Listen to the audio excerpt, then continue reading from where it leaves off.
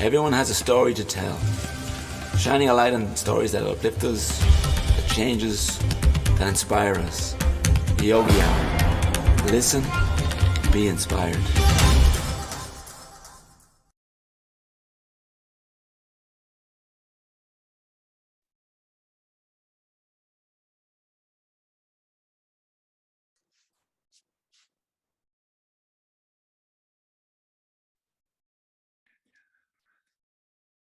There we go.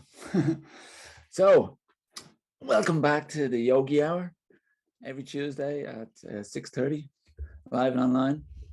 Please subscribe to our YouTube channel or like us on Facebook. So this week, I know we've been away for 3 weeks, but this week we have a very special guest, a friend of mine by the name of Terry Loughran. Say hello, Terry. Hello, Terry. Welcome, Terry. John, what's going on? Good to see you. Hare Krishna. Hare Krishna. I was very interested or surprised by the photo you sent me for the tag on our video. And I just thought of something that it must have been from that time you were telling me you were doing a monk, I think, playing a monk. That was actually after I was playing a monk, because I was a peasant in that photo. I was a peasant. Okay, a peasant. Yeah, that was me being a peasant. And really red eyes and so hair and some. You've been living it. We're refugees actually at that point, and where we're going, I'm actually on a bus traveling to set, but we were being bundled onto boats while before we were all slaughtered on the beach and then pushed off out to sea. So, good times. Okay, and what was the thing you were in?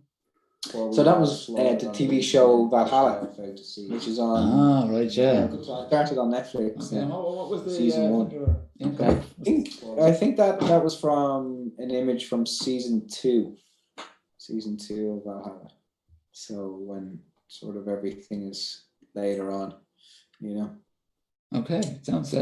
Must have a look at that. I can't really say more else in season. I tell you season 1 because season 1's on, but I can't say anything else about season. Yeah.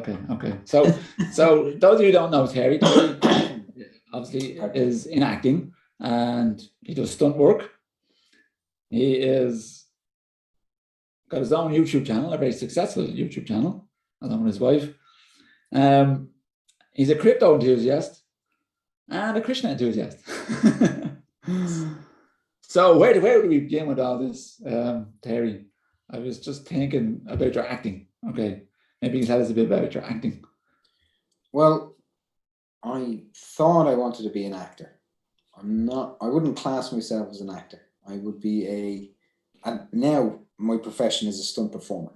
That's what I do. Yeah. My job is to go in, die multiple times, or do a stunt for an actor and play their double and go off and continue on with my day and just be sort of there as safety and so forth. But originally I thought I wanted to be an actor in about 2006, and I went into acting school, night classes, and did that for a couple of months and really enjoyed it. So actually I like acting. I like storytelling. I'm a storyteller more than anything else. So I just got involved and sort of stuck in. I love this, being able to do stories and stuff. So then I did a full-time course. I got offered a scholarship to do a full-time course, and so in acting, and I took that on, and just from there sort of led from one step to the next step. And crazy thing about this industry is it's so broad.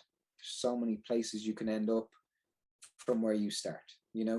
You got people that start off and they think they want to be, say, a director, and they end up being a cinematographer or an editor, and because they find that's more in line with what the ideas that they like about the industry, or you could have somebody that comes in and they want to work in costume, and then they realize, oh, it's not, I like the organization but not the process of costumes. So they end up in production, maybe as production managers and so forth and things. So there's such a variety, and you can move through the industry, because once you know sort of one thing about how the industry operates, you can sort of implement that into all sort of jobs. Main thing is make the production. So you can kind of learn on the job, is it? You can kind of, because you're seeing the whole process in everything. Once you're there, you're seeing everything being done, and then you can learn probably. Exactly. I did in a practical sense. A film set or a TV set it's intense. There's a lot of people at once. You know, everyone's doing their own job, and by everyone being able to do their own job, it helps everyone else's job be done. So it's a team effort. It's a massive team effort, you know, and nobody's job can be done without somebody else's job being done properly, you know.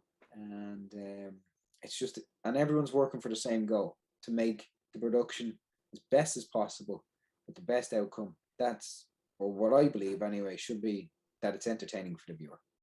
Yeah. And that you enjoy. You know, you have to make something you enjoy. You don't, you know, there's many people out there that make stuff, and you hear actors or different people, and they're like, and they talk, oh man, I spent years on that show and I hated it. You know, and you think to yourself, well, why did you spend years on that show? And then other things are, they pay the bills, pays the bills, you know. But I'm lucky in the industry where I am now as a stunt performer, because the variety is excellent. I'm always playing somebody different, or doubling somebody else, or I don't know, dying in some form. There's a lot of dying involved. A lot of dying. A lot of dying involved. Yeah. At one time, I was actually in Vikings. I was crucified on a hill. Wow. Yeah. Put on a crucifix. It was like the Life of Brian moment. It was the Life of Brian moment. Yeah, it was. You know, the life of Terry. Just up on a cross, just up there, just giving us socks in the freezing Irish cold weather. Oh, wow. Just up there with just a little thing on me over the best bits. So how did you go from then, kind of get into this whole stunt work, and what kind of brought that on? When I started acting, I realized I liked the physical side of it. I like the physical performance side. I like getting active and the action and movement of performance and so forth. The drama just never did it for me. You know, the emotional moment of connecting in one actor to another and having that dramatic scene, or laying out their whole feelings in that moment. It never worked for me. So when I figured that, when I sort of found out that you could do acting, when you were an actor, you didn't actually do any of the stunts. A lot of actors, you know, they don't mind that they don't do their stunts. Most of them don't, you know, it doesn't bother them. But I was like, oh, that's not fun. No, that's not any fun. You know, I enjoyed and the funny thing is, when you're in college learning to act or anything like that, or you're starting off, you do everything.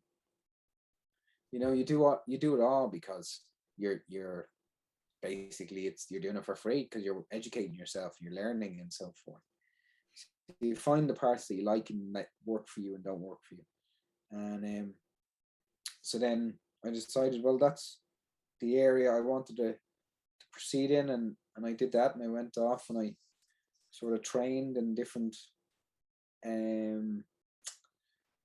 there's many different areas you can train in to have a stunts qualification, you know. Yeah, okay, you got to get a qualification to do it. Yeah, well, it's not just one qualification, it's multiple qualifications. Wow. Like I have my stunt driving license, I have my dive master qualification, I have beach lifeguard, I rock climb, I kayak, like there's a lot of stuff.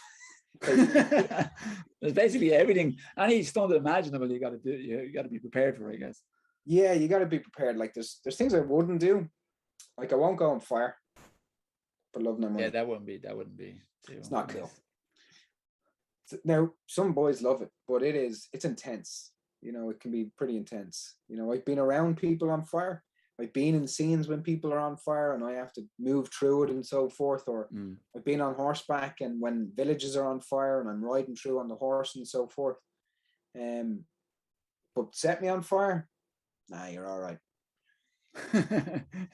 You're already on fire. You don't even know. You're doing it for free. So what sort of, I guess what I'm interested to know what sort of stunts you've had to do through your career. And in what sort of programs would you have been in that we might? Well, I got my first official professional break in Vikings back in 2016 maybe, I think 2016 I think was when I got my first professional job, and that was the stunt coordinator Richard Ryan. He gave me my break, so I'm always very grateful to him for doing that, and I still work with him. I've worked with him up to only last year. We wrapped on Valhalla, and so my first day on set, we walked on and we were all, I was so excited. It was my first day on a professional set on one of the biggest shows in the world, like Vikings. It was like at the time, I think it was the top 3 shows in the world. You know, is it still on, or is it? It's finished. But Valhalla has started on Netflix now, it's sort of 100 years later. You know, but it's like a sequel to kind of. Yeah, it's like a sequel. They kept it going. You know, when the cow is given the milk, you know, you don't put her down, you know. Yeah. So but anyway, my first day on set, I walk on and freeze.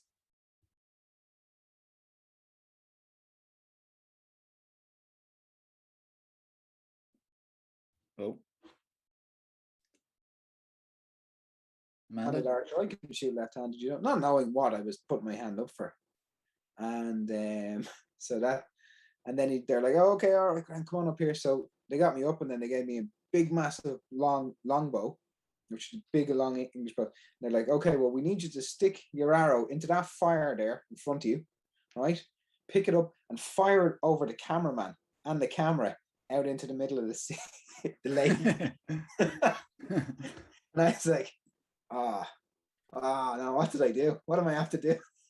Not only that, then you have the lead actor sitting beside you in his throne, and I have about this much space between me and him that I have to light an arrow, pick it up, and fire it up in over the cameraman, over like a 200 grand camera and lenses and everything, without doing anything wrong on my first day on set. And so it went well. It went well. I'm still working. I am still working. Didn't kill anybody. Stunt coordinator was happy. He brought me back again. It was as they say, I was baptized by fire. Okay.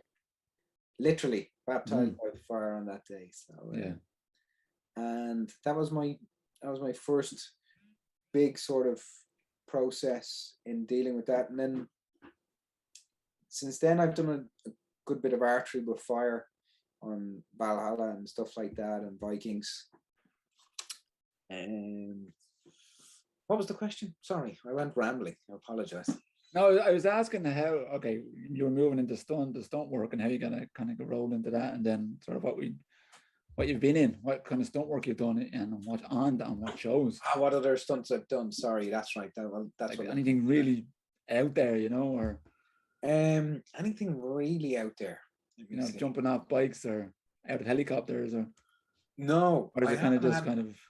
I haven't had that. No, riding a horse through a burning village while having a torch in your hand that's on fire. A cup of tea in the other hand.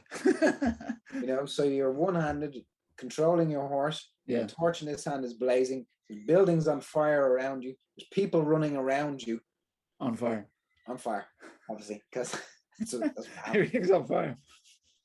And you're trying to keep that horse, and then you're trying to drive them through the burning village without them running out of the village, because the horse is terrified anyway because it's fire. Yeah, of course. So that was pretty intense, you know. What else have I done? I jumped off burning boats. I jumped off a burning boat. There Yeah, seems to be a lot of fire in of your fire. stonework. A fire and stonework. A lot of people going on fire. I haven't done any crashes or anything like that. I did my first driving job last summer. I was down in Kerry for a month Mm. on a film called Joyride with Olivia Colman, and that's coming out now in the next month or two, I think. And I was Okay. stunt doubling for the lead actor, the young lad, because he's Yeah. only 14. Wow. So Okay. I had to do a stunt driving, so that was good fun. Right. That was good fun. Did a lot of stunt driving on that, but that's all I did. And I did some sea work and stuff like that, drowning scenes and stuff like that. So that was pretty good. I haven't had anything that's where I'd say it was being terrifyingly intense or where you think, Oh my God, I'm gonna die. that was close. That was close, you know. There's no, I haven't. No. Okay. At least not yet. Not yet. No. Touch wood. Anyway, I don't mind doing small stunts because small stunts means I don't get injured as much. Yeah, you got to go home at night. One time we were on a job and we had to run across a field, and the field was all just holes and ditches and everything. I ended up doing my ligament in my ankle, and then I still had to work all day and run. At one point, my ligament went on me, right? And it looked like that I got shot in the back by an arrow, but it was actually just my ligament actually went, and I collapsed down onto the ground. And they're like, that looked great. That looked great. I'm like, I'm sure it did because it was real. Yeah. So you get a fair few injuries, you know. You can get a fair few injuries. But that's the game, you know. It's all part of the job. Yeah. You know, sometimes I think to myself, maybe I should have stayed an actor. But you wouldn't have as much fun, probably. No. But would you still act? You know, I know obviously stonework is acting, but would you still do some acting? No, I haven't done a proper acting job, and some stunt work, some stunt performance work will be actors. So I was on Valhalla there at one of the end of the season. I was doing that monk that you were talking about, and that was basically performance. That was acting. I was in as a stunt performer. You play a whole character. You're walking along with your boss, and then you're in a big fight with the lead actor and so forth. And you know, so that's performance. Like that is acting. Yeah. You know, it's full on acting and so forth. But the difference is stunt work as a performer, you're 100% all the time because you're normally in a fight. So like we're in an acting in a scene and an actor, they sort of have an arc and they up and down and their emotions drift up and down, you know. They can go high and low in the scene. But as a stunt performer, you're usually going into commence into either fighting to kill somebody, to be killed, to die in some sense, or to jump out away of something. So you're 100% from action. It's like madness. Intense. So I apologize about my cough. We had an L fever for the last and flu for the last few days. So. It's all right. I barely noticed, to be honest. So, but okay, so you've also done sort of, I guess, with your YouTube channel, you're behind the camera now. You've done some work, and you like being behind the camera. I assume. I do. I love it. Yeah. And not only you take a lot of pictures, but you do filming, and your YouTube channel. Maybe you can kind of give us some. What's the inspiration behind your channel? It's not mine. It's my wife's. Well, it's all you and Niamh's. Like Niamh started it years ago, and I showed her a couple of little things of how to film stuff, and she went along, pottered along herself for a couple of years, filming it every day and herself, and or every week, and setting it up and doing the light and moving the camera and so forth. And then what happened was she got a little bit bigger. So she asked me to come on board and sort of integrate it into my production company. And we took it on, and I put it sort of brought my own equipment in and made it a little bit more professional, and changed the aspect of how we shot stuff, and it just sort of grew from there, exploded from there, you know. But what I loved about Fairyland Cottage was it's all about the story. Story. It's the most important thing. Yeah. Anything you do, anything you watch, whatever job you do in the industry, it has to be that there's a story, because stories take people on journeys, you know. There has to be a start, middle, and an end. We have to reward the viewers with that.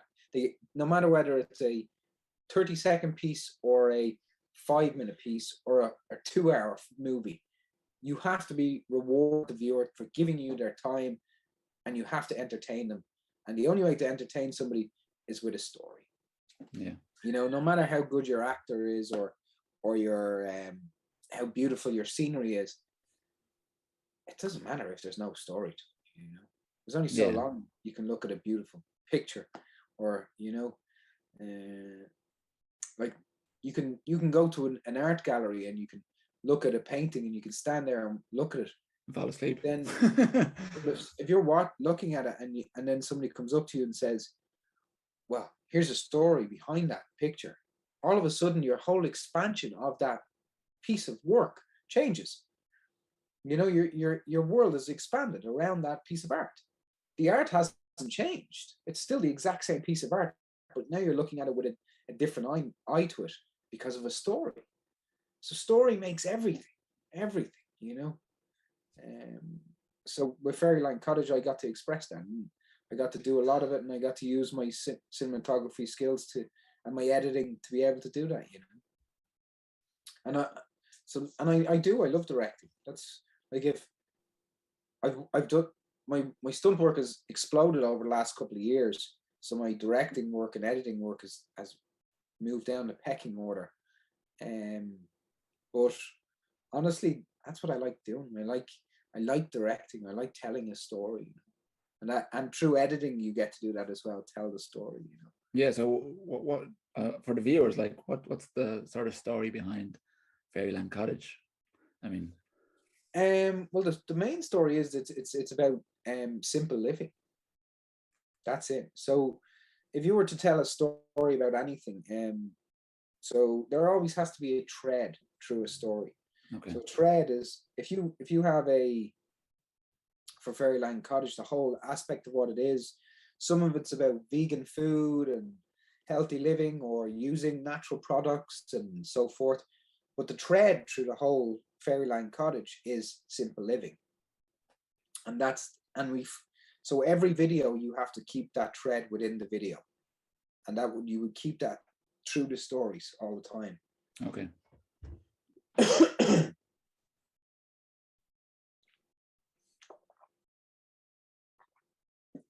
Pardon me. It's all right. Happens to us all. It does. I know. So yeah, Fairyland Cottage, the whole premise is simple living and just being in connection with nature and the land and using products that are always available to us, that have been around for centuries, and basically minimalizing the amount of waste that you make, and, you know, or reusing, repurposing, you know, and just being able to sort of look at life in a much more, as Prabhupada said, simple living, high thinking. High thinking, you yes. know? Yeah, because it's something I noticed, I guess, more recently about myself. It's like, you know, particularly when you're you know, you're so used to going to a shop and you're so used to just accumulating, buying things, that there's so much packaging, whether it's plastic or paper or cardboard or whatever it is, in everything. And you think, where does all this stuff come from? Well, it's like, you know, Yep. and recycling is I guess only one step on that ladder of reduce, recycle. But it tends to be the focus rather than, you know, something better. Very much so. Like even when I go grocery shopping, I bring Cormadas grocery shopping one every week, and like we just chatted, like you go into Lidl. The great thing about Lidl, actually, one thing is that you can go in and you buy your veg or your groceries. You can buy them loose, they're not in packets and so forth. But if you buy stuff, you can take the packet off and just leave it there, you know, and so you take home as less packaging as possible, you know, or you buy products that are in cardboard or that aren't in plastic containers. Now I know it's hard to do that with everything. Like you can't go buy tofu in cardboard and just carry it out after in your hand. Yeah. But there is some shops that specialize in where if you bring in your own container, they'll put your tofu in and you take it out. But obviously they're not everywhere. You're luckier to get those in cities, you know. Yeah, you really gotta probably search out where they would be. Gotta search out for places like that. But there is if we just actually spend a little bit of time and sort of consider what we do buy and what we own and do we need that? Do we not need that? Like we haven't bought. Neve uses vinegar spray and for cleaning, and it's antibacterial and everything. And we just buy a big 5-liter bottle of that. But then she also makes it with pine needles, because pine needles are antiseptic and they're really good. So she soaks the vinegar with the pine needles and that sits. So that becomes your cleaner, and then that becomes, you know, and so forth. And then it cleans everything. And then also gets rid of smells and it doesn't, you know. So you can mix with vinegar with oranges or let them sit in orange skins, peels and stuff. So there's many things you can use. Baking soda is great for removing smells, you know. And you can buy all that stuff in bulk. So instead of buying, I don't know, I can't even remember the name of cleaning products anymore. Cif.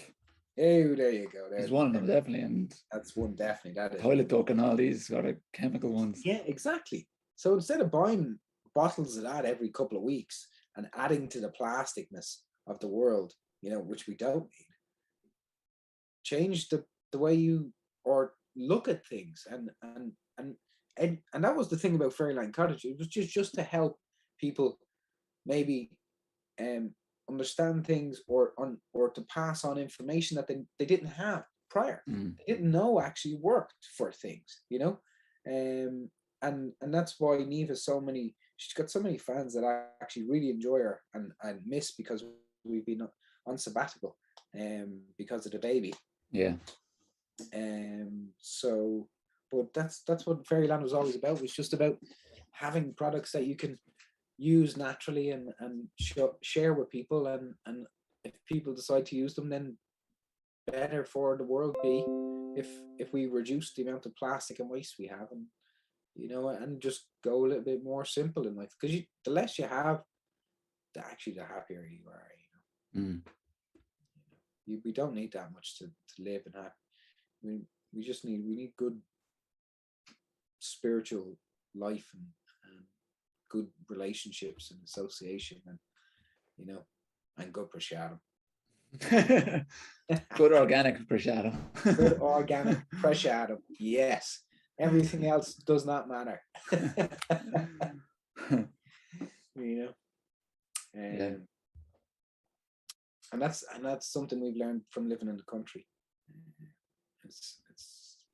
I was going that way anyway, so so was Neve. Yeah, it's definitely something that is always sort of there in my mind, to kind of, you know, okay, you should try and start doing this a bit more and more and more, rather than just buying everything from a shop and just continuing the cycle that has already been there, which is and it's a process. We're not like the great thing about Fairyland. Neve never says to anyone like, grab all your I nearly said a bad word on and grab all the stuff that I'm telling you that I don't use and throw it out and make more of it. Use up everything you have that you already have, cleaning products or whatever else, and then just work it out of your Start integrating and this new integrate way it slowly. as so as your toilet duct is starting to waste, then look into what is natural that you would replace that with. That would also do your sink. Like if you baking soda and a lemon together will clean mostly anything. Like baking soda on a lemon, the chemical reaction causes a thing, and it causes a cleaning product, and that will wipe down any toilet, All right. any sink or anything like that, Yeah. So, and then what you have then is all you have is lemons, so you can then just compost them, or dry them and then just use them. If you have a fire, if you let them dry out, just put them in a fire and they'll just burn away naturally, And what about, I wanted to ask you about, if obviously you see in the shops, there are all these like new sort of, I don't know, eco and natural products on the market. Are they kind of, are they real, or are they just kind of, people trying to just make money? I don't know. There's Ecoverse. There is the ones that the Ecoverse and stuff, and they do the refills. There's a lot of health stores now that you can buy your bottle of Ecoverse. I think it's called Ecoverse, isn't it? I think. And it's you can get their hand wash or their laundry detergent, and it's all more natural product in it, and then you can bring the bottle back in and they'll refill it for you. So that's all excellent as well, and then you can buy other washing up powder, more natural, doesn't have all the chemicals in it, and that comes in a paper bag. So there is products out there that if you wanted to not completely go to the sense of where I'm using a lemon. Buying loads of boxes of lemons. No, but you know what I'm saying. You don't want to use vinegar, or you just don't like how it makes your clothes. You can get natural products, and you can refill that bottle and not be throwing it out and still be on the same. You don't have to change everything. It's just little bits over time. Yeah. Like when we started it, when Neve started, I didn't. I was like, oh, this is going to be a nightmare, And now I'm the one. I'm like, no, everything gets recycled. All our glass gets, like, we don't have a bin. I don't have a bin. Okay. All my tin cans, all the recycling, all the plastic goes to the recycling plant. All the glass, everything else. All our compost goes into the compost and then gets buried in the polytunnel, because you bury it in the soil and then cover it over. The worms come, they eat it all, and they spread it through the soil and makes the soil moist. Really handy tip, actually. Just dig a trough and you bury all your compost, put all your food waste in it, uncooked, has to be uncooked now. Yeah. Uncooked food.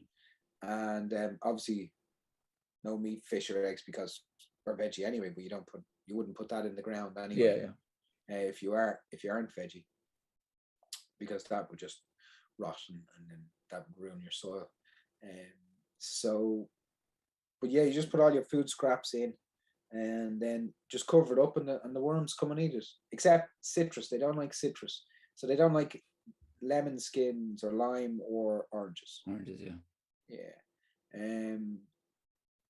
And then paper, because we have a fire, we just burn any cardboards, paper and stuff like that. We use it to light the fires and so forth. And then that's really it. Like we buy in bulk.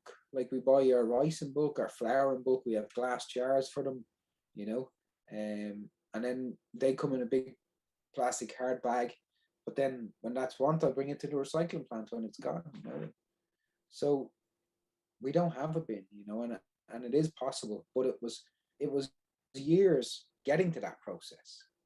It wasn't just like overnight. Yeah. Today, click, we're not having a bin anymore, and then the next day everything is natural.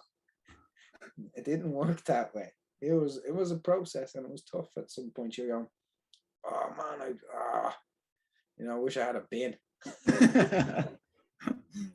Yeah, because you're now that you're saying you have a child, you're even the I think the nappies that you get for your child is more natural. It's All not. our nappies are bamboo, made of bamboo. There's a great store called Organico, and we get our nappies from Organico, and they're natural materials, and you can just burn it. Just burn it. Just goes in the fire, Mm. or you can compost them, Okay. but because they're natural and they just burn away, it's all made from natural materials. So it's really handy, So it's Sorry, go on. I was going to say, no, it's a little bit more expensive sometimes for the products, but this is things you have to weigh up, Yeah. I guess if you want to go that way, you got to say, okay, it's a little bit more expensive, but some things in the long are, run, some things aren't. Some things are, some things aren't. It just depends on what you're looking at and what you need. But since we've been buying bulk with our flour and our rice and everything else, that's big, massive difference, pasta. yeah. So, and most health stores nowadays will order bulk in. They can order bulk in, and ours are organic. Like, we just get in organic, and they just order in for 5 kilos or 10-kilo bags. So it's pretty cool. Right, that's handy to know. Yeah. For people, who are thinking along those lines and trying to make a change in their own lives. Yeah. Yeah, and it's just step by step. That's all you can do.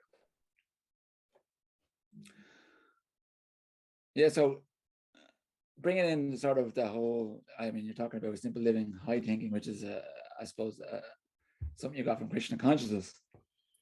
It's kind of a spiritual way of living. So, yes, how did that kind of develop?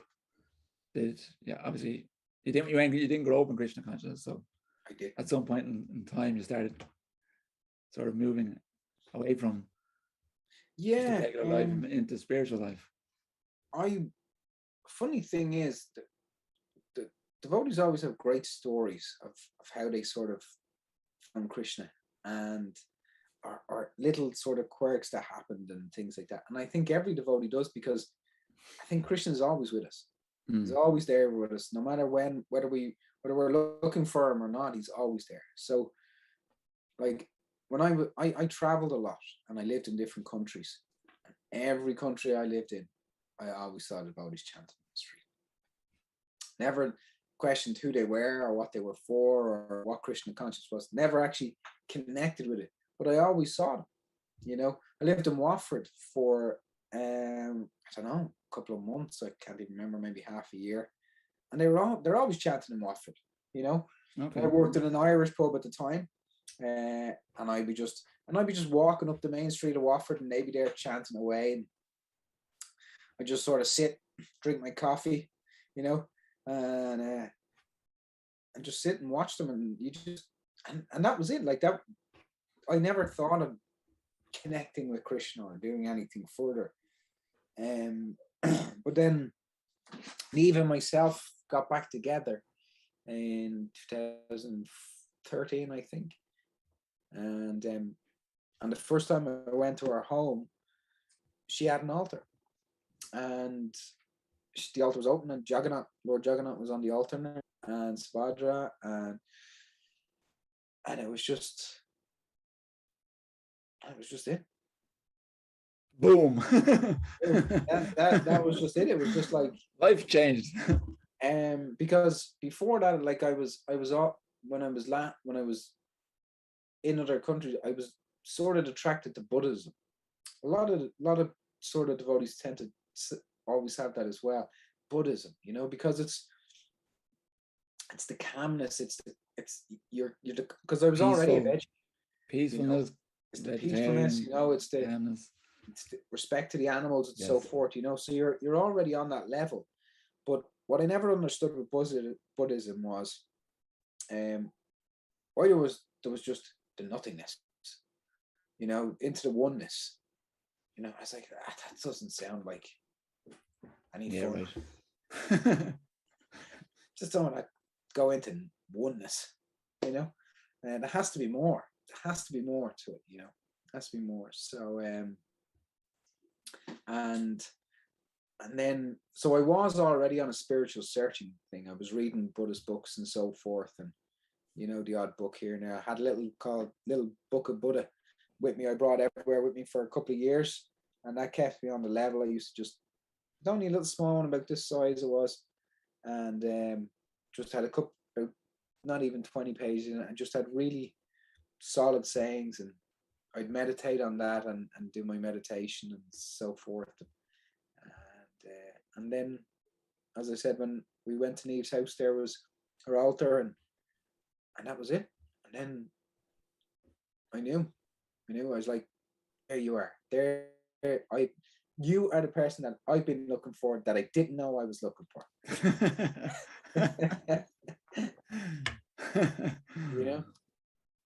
And that's the honest truth. That's how it was. It was just like, and then ever since I've introduced Krishna into our lives, or into my life and both our lives, it's just been wonderful.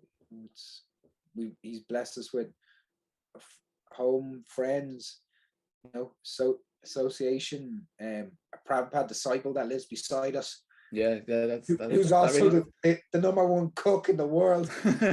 So really... Prashadam, yes, please. And then we have a little girl, and that's all because of Krishna.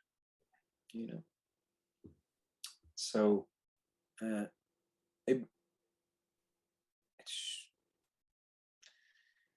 sometimes it's hard to explain. Okay.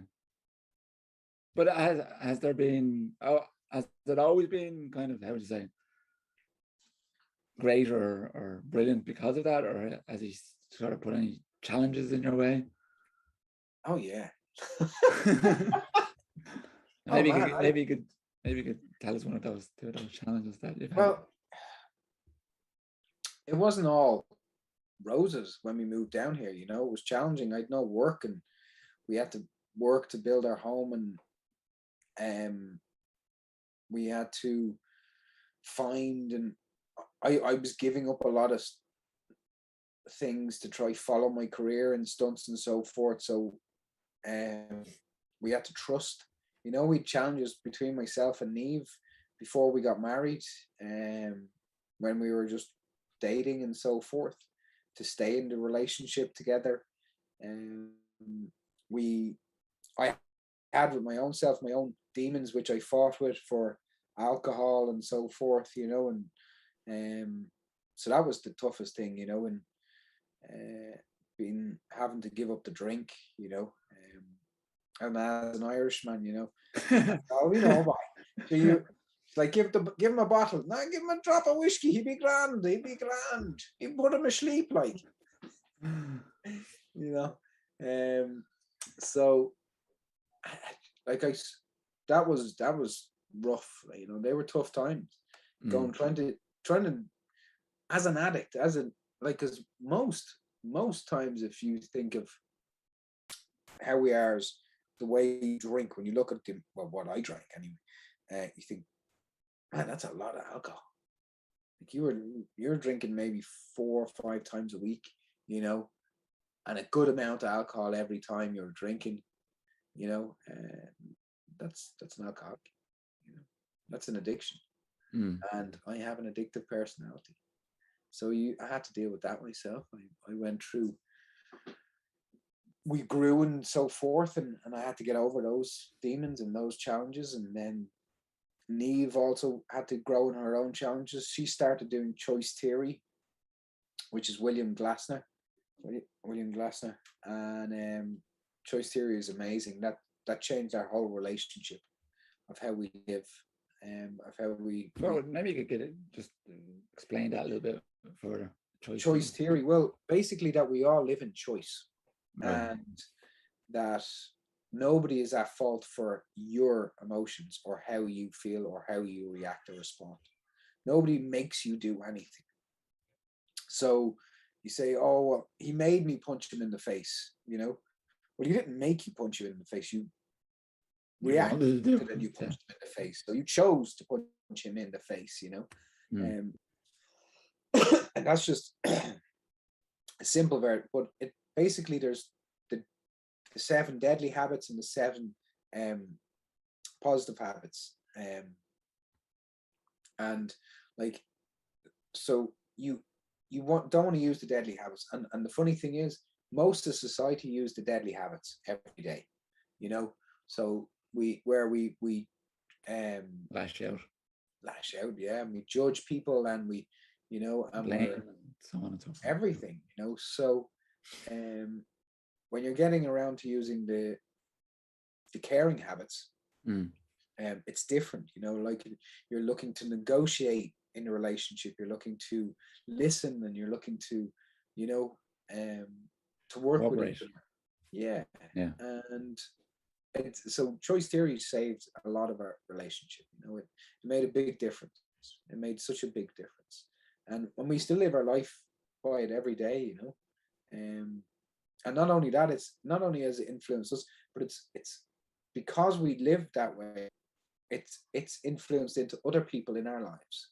Okay. Other friends have studied choice theory. Neve's sister has gone and done choice theory, and she sees it and so forth. And when I was getting help for my addiction and so forth, I went to see a choice theory specialist, you know, psychiatrist, and that was because it's everything is about understanding you and why you choose to do certain things and what you're doing. Nobody can make you do anything, you know. It's all how you respond and react. Okay. And because blame is the big thing. We love to blame everyone else for our own issues. You know, oh, it's their fault, or it's his fault, or it's her fault, or I wouldn't be like this if such and such wasn't there, and oh, if they hadn't have said this to me, you know. But that doesn't make a difference. Like, whether they said that to you, it all matters in what you do in that moment, how you choose to respond and react. Yeah. Obviously, we don't all react and respond perfectly every time. We all still lose our. Cool. Yeah. Yeah. But the thing is, you also acknowledge when you lose your cool, and you know you've lost your cool. So you say, well, and then you're choosing to understand yourself, because you're choosing to accept that you chose to lose the cool, and then it doesn't happen straight away, you know, obviously, because we're men, and our men's egos are like massive the size of buildings. Sorry for the language, but that's yeah. okay. So yeah, but choice theory is, it's anyone It that sounds very yeah, it definitely sounds interesting. It's something that kind of you could also use within sort of, I suppose, spiritual life as well. Hey, it is so Krishna consciousness. Like, the William Glasser had to be enlightened in some form of Krishna, because his words are so similar to of how Prabhupada would assess the situation and so forth. Okay. Like, it's very much spiritual practice, because Okay. you know, you have to choose to want to be spiritual, or you have to choose to want to do your service and so forth, or look, and it has to be for you, for your own heart, you know. And this is choice theory, so you have to want to do it, you know. You can't do it because someone else is saying it, or just to make, yeah, you know, as because of you, you're the person that has to make the choice. yeah. And the thing is, they might still blame you. That's the thing. So the other person might be like, wow, and it's all your fault, it's all you can, but you have to choose how to respond to that, and you still have to choose to respond in, well, you don't have to, but the best thing is choosing to respond in a caring habit, and listen to them and say, well, listen, I'm sorry for the way you feel in regards to this situation. You know, it's not, you don't apologize for you making that person feel that way. You just say, I'm sorry that you feel that way, you know, because it's their feelings, nothing to do with you, you know. And you don't have to be part of their issue, you know. And that's choice theory, is to remain in your own little space, and relationships work better if you're both doing caring habits and looking after each other, you know. It's funny thing is, in acting, there's a thing called improv, and the number one rule about improv is it's all about my partner. So if I care about you on stage and all I care about is you on stage and all you care about on stage is me, then nothing can go wrong, because you're looking after me and I'm looking after you. And all I care about is that you look the best actor ever on stage, and you care about that I look the best actor on stage. Then we both look the best actors on stage. Okay. You know? Hmm. So it's all about my partner, and it's, you know, it's a caring habit. And I guess that can be used in any relationship, you might say. So 100%, 100%. You know, friend or if you, family, friend, or partner. family, wife, you know, partner, child, you know, even if your child learns to respect that they're caring, you know. But the choice theory, like we'll use choice theory to help women grow and so forth, you know, with Krishna consciousness. Okay, sorry, there's one last thing I wanted to get into before we finish Go up. for it. Is crypto. Oh yes, You're a crypto we forgot all specialist. about the cryptos. The cryptos, and it's kind of, you know, exploded over the last, you know, couple of years. And yeah, since we've got in. Oh, there's Amanda giving a heart. He's loving it. He loves the cryptos. So maybe you just kind of briefly explain what is cryptocurrencies, NFTs, DeFi. Oh God, have you got another 6 hours? No, make it quick. You know, it seems to be that, you know, the up and coming thing is digital currency that is stored on a blockchain, and a blockchain is a ledger of digital information, and it can never be deleted because most blockchain is decentralized, so it's spread around the information, and it's uncontrolled. So unless you go, so like Bitcoin will be the number one. That's the big mother. She feeds them all. You know, everything runs off Bitcoin, and it's the first, will always be the first. But the idea of cryptocurrency, what I liked about it is that I had control of my finance, and that's the big thing. You know, like in school, they never teach you how to work your own finance, how to make money, or how to use your finance for yourself, how to use your money. You know, they just teach you get a job and buy things, get a loan, buy a house, be in debt for the rest of your life, and then die, and then we'll take everything when you can't afford it because you're dead, and more money to us. But with cryptocurrency, it gave me much more. It opened up the doors for understanding how your money can work for you instead of you working for your money, basically. And that's the great thing about crypto. But it also that it's there's no borders. There's no borders. It doesn't matter whether I want to pay John down there on the other side of Ireland, or if I want to pay Frank, who lives over in Australia, I can just send it to him, and Frank has it in 2 seconds in his wallet, and there it is. And then he can do as he wishes with it, spend it. And I didn't have to pay fees or Western Union, and nobody told me I couldn't send it or take it 5 days in my bank to tell me that I can spend my own money, or no, we're going to not let that transaction go through because we just feel like that's not right, you know. And it gives you much more control or freedom of your own wealth or your own finance. You know, there's so many different cryptocurrencies out there. If you're not in crypto and you want to get into it, look at the top 50. It's a good place to start. Do your own research, but there's some amazing projects out there that are doing some amazing stuff. And it's, as they said, the floodgates are open now. Like Pandora's box is open. You're not getting rid of cryptocurrency. It's now yeah, for sure. It's going to be part of the world. It but is obviously it's going to change over time. You know, a lot of cryptos very are there, much so, like anything else. Some are going to disappear. Obviously, Bitcoin is probably going to stay around because it's like the mother ship. look, there's thousands of cryptocurrencies.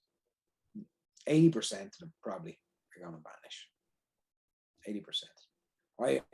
I would say I have 2 to 3 in my portfolio that have gone down 90%, and they might never go back up. But that money is gone. But the thing is, they were risky investments from my side, but I chose that risky investment. But Yeah. there's but all the cryptocurrencies that I chose to research and that I invested in properly, that have strong fundamentals, use case, people using them, that the CEOs or people are discussing them. You can see working apps on their blockchains and so forth. They're all strong. They're still going strong, you know. I'm sure you're holding some of them that I even told you about. Yeah, definitely.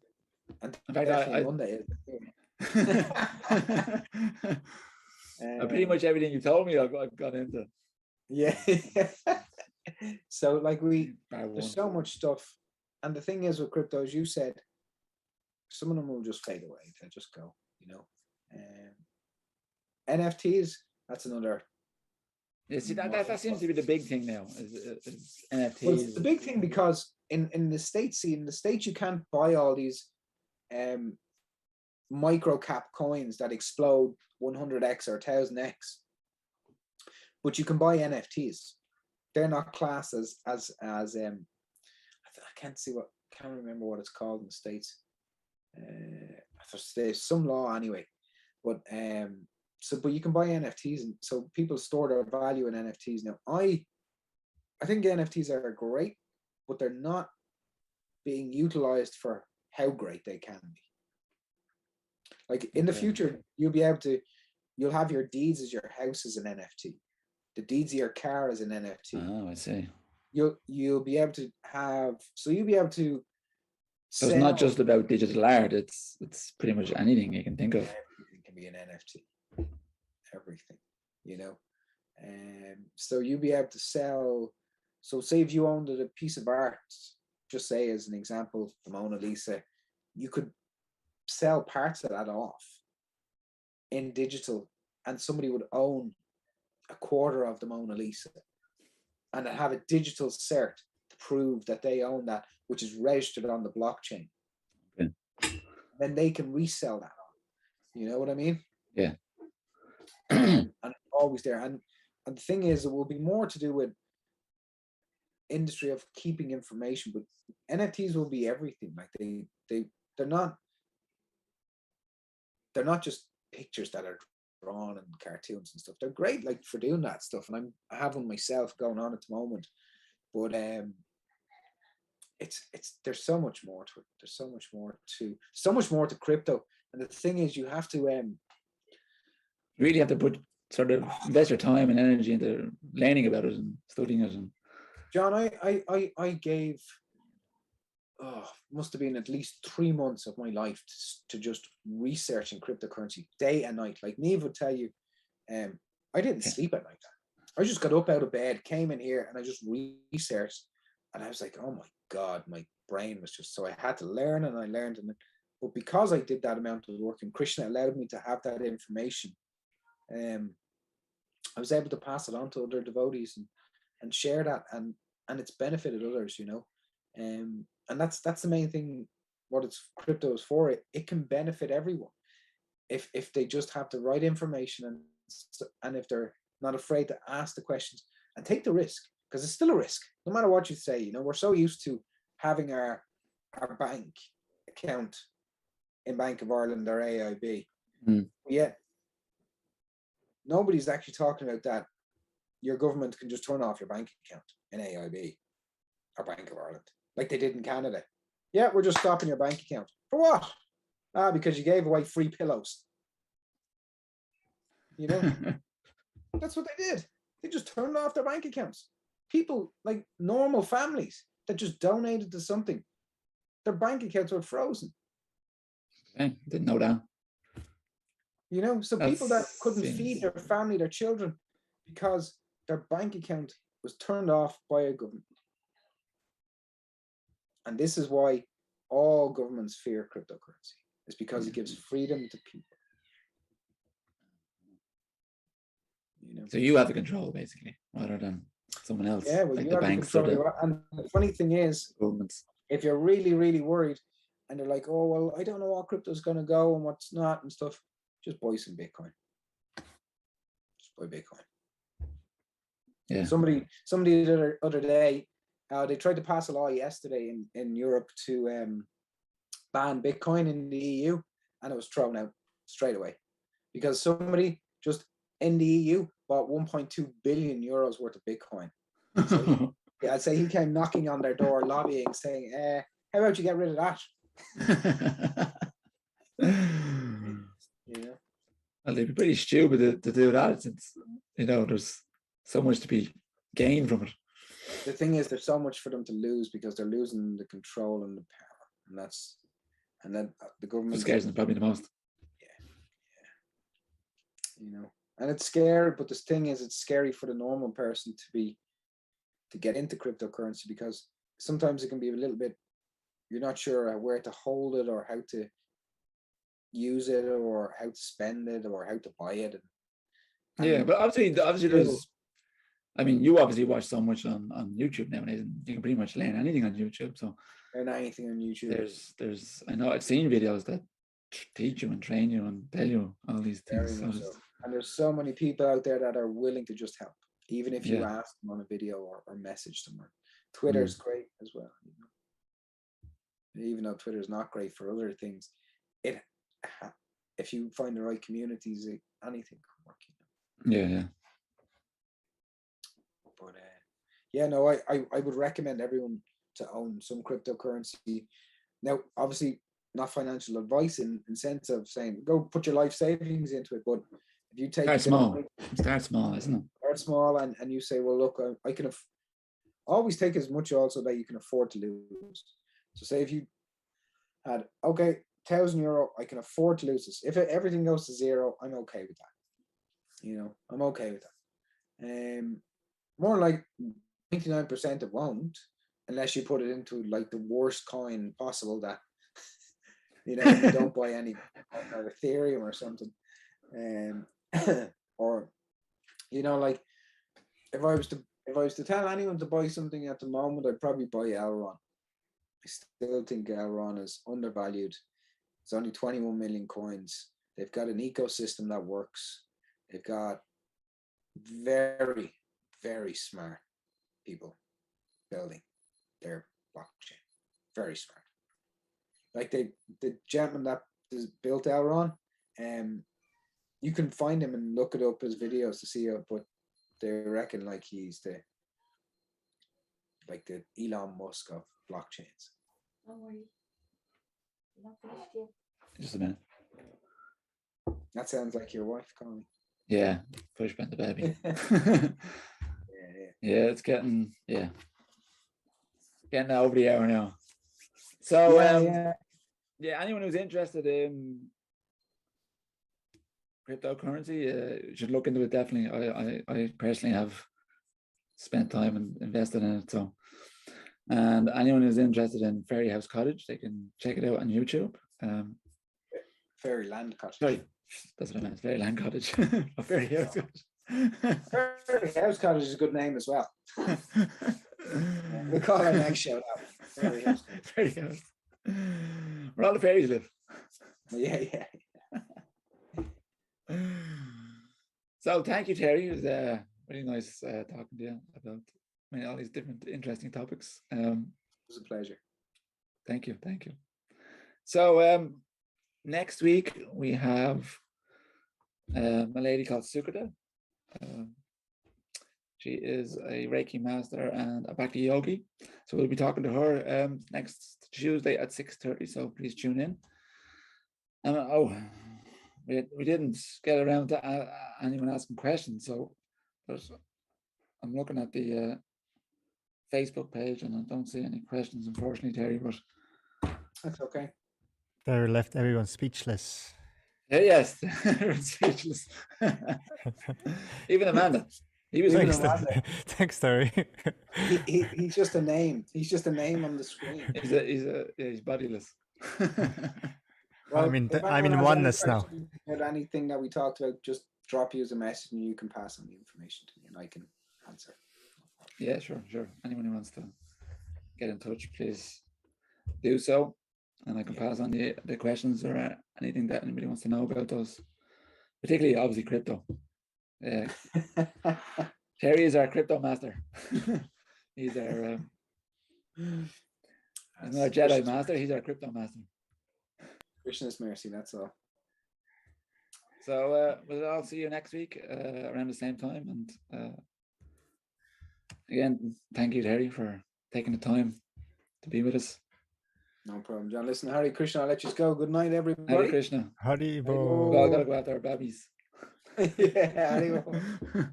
Haribo. Everyone has a story to tell. Shining a light on stories that uplift us, that change us, that inspire us. The Yogi Hour. Listen, be inspired.